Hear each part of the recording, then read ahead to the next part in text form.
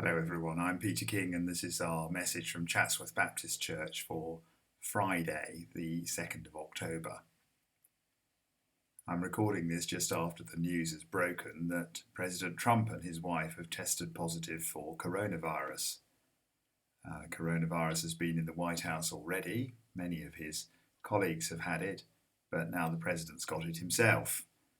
The virus is absolutely no respecter of persons. And reaches even the most important people in the world. And this reminded me of a verse from the prophet Jeremiah. As Jeremiah was looking forward to the destruction of the city of Jerusalem by the Babylonians, he saw what it would be like. And this is what he said. Jeremiah chapter 9, verse 21. Death has climbed in through our windows, it has entered our fortresses, it has removed the children from the streets and the youths from the public squares. That's what Jeremiah said. Death has climbed in through our windows, it's entered our fortresses, it's in our palaces, it's in the most important places we've got, it's in the White House. It's been in number 10 Downing Street as well. It's removed the children from the streets and the youths from the public squares. All the usual things that happen outside, all the usual socialising is not happening in the same way. London's a very different place than what it was like at the beginning of this year. So how do we respond to all of that?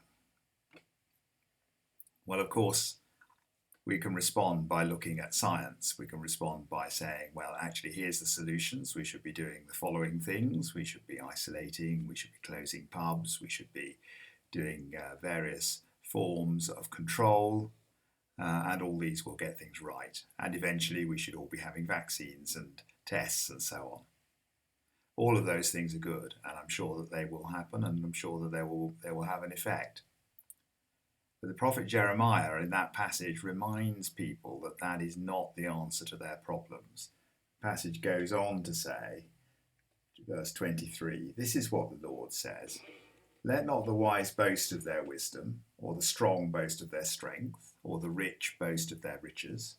But let those who boast about this, that they understand and know me, that I am the Lord, who exercises kindness, justice, and righteousness on earth. For in these I delight, declares the Lord. All of those things are good. It's good to be strong, it's good to be wise, even good to be rich, provided you use your riches in the right way. But actually what's really important is understanding and knowing God. And what's really important, of course, is the qualities that God brings to the world. Kindness, justice, and righteousness. And don't we need those just now? Kindness, justice, and righteousness in our society, in the world as a whole. Let me encourage you as we go into today and as we go into this weekend. As we look around us, we do see death climbing into our palaces, coming in through our windows.